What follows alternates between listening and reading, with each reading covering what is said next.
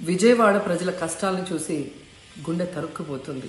చిన్నపిల్లలు, మహిళలు, వృద్ధులు ఈ వరదల బారిన పడి ఎంత నరకం అనుభవిస్తున్నారో వారి మాటలు వింటుంటేనే మనకు అర్థమవుతుంది.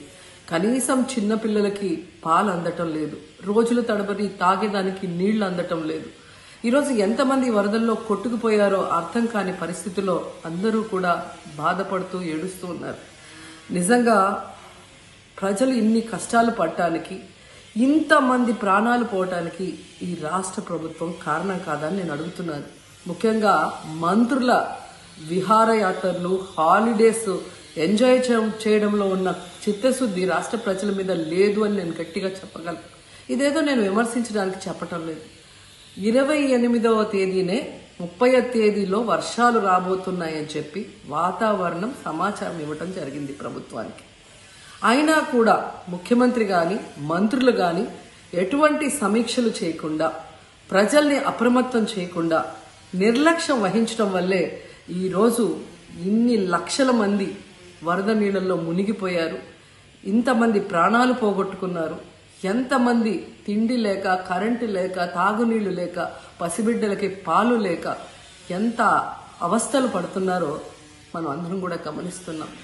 నిజం, చంద్రబాబు నాయుడు గారి ఇంటికి 3 కిలోమీటర్ల దూరంలోనే ఇంత పెద్ద విపత్తు జరిగినా ప్రజల్ని కాపాడలేకపోయారు అంటే ఇది రాష్ట్ర ప్రభుత్వం, రాష్ట్ర ముఖ్యమంత్రి వైఫల్యం కాదని నేను అడుగుతున్నా. ఈరోజు కరకట్టు మీదున్న అక్రమ కట్టడాలని కాపాడటం కోసమే విజయవాడని ప్రజల్ని ముంచేశారు అనటంలో నిజం లేదా అని నేను అడుగుతున్నా. గంట ముందు ప్రజలకు చెప్పినా వాళ్ళు ముంపు బారిన పడేవారు కాదు.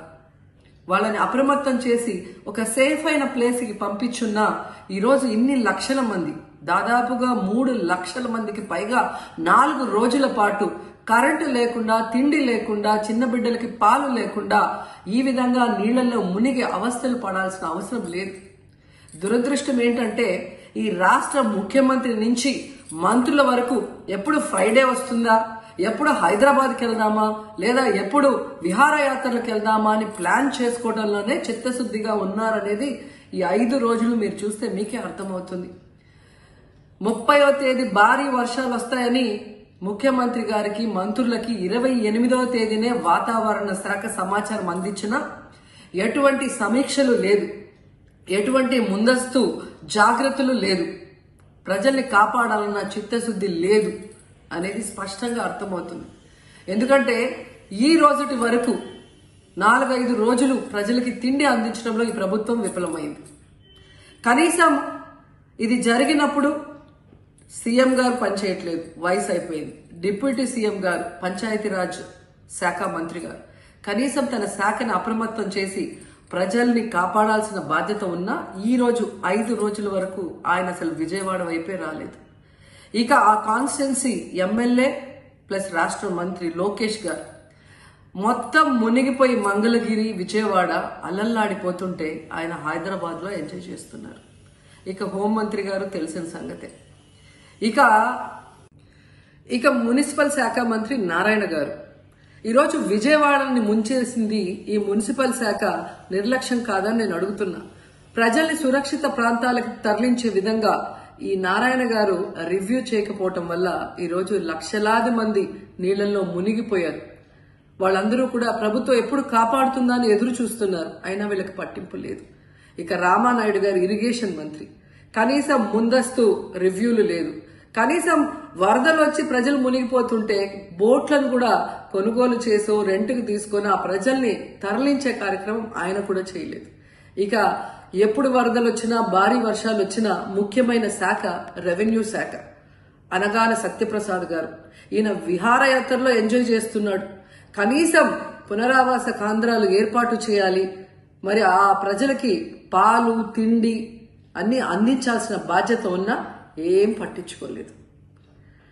సో ఈ విధంగా చంద్రబాబు నాయుడు గారి దగ్గర నుంచి మంత్రులంతా కూడా ప్రజల్ని గాలికి వదిలేసి ఎలా నిర్లక్ష్యం వహిస్తున్నారో చూడండి. ఇప్పటికైనా వాళ్ళు కళ్ళు తెరిచి ప్రజల్ని కాపాడండి అని చేతులెత్తి నమస్కరిస్తున్నా. గతంలో జగనన్న ఏ విధంగా వాలంటీర్ వ్యవస్థ ద్వారా, సచివాలయ వ్యవస్థ ద్వారా ప్రజలకి ఏం కావాలన్నా ఇమీడియట్ గా వాళ్ళకి అందుబాటులోకి తీసుకెళ్లటమే కాకుండా ఏదైనా ప్రకృతి వైపరీత్యం వచ్చినప్పుడు వెంటనే వాళ్ళని సురక్షితంగా కాపాడే విధంగా ఈ సచివాలయ వాలంటీర్ వ్యవస్థని ఉపయోగించుకోండి. జగనన్న మీద కక్షతో ఆ వ్యవస్థల్ని నాశనం చేయడం వల్లే ఈ రోజు ప్రజలకు ఎవరు ఏం అందించలేకపోతున్నారని తెలుసుకోండి. అండ్ ఈరోజు జగనన్న విజన్ ఉన్న నాయకుడు, ప్రజల్ని ప్రేమించే నాయకుడని మరోసారి రుజువు చేసుకున్నారు. ఆయన కట్టించిన ప్రొటెక్షన్ వాళ్ళు లేకపోతే ఇంకా 1,50,000 పైగా కుటుంబాలు మునిగిపోయే ప్రమాదం ఉండేది. ఈరోజు ఆ ప్రాంతం అంతా సేఫ్ గా ఉంది విజయవాడలో ఒక సైడ్ అంటే అది జగనన్న ప్రజల పట్ల ఉన్న అభిమానంతో ఆ ప్రొటెక్షన్ వాల్ కట్టించడం అనేది కూడా మనం అందరం గుర్తుంచుకోవాలి.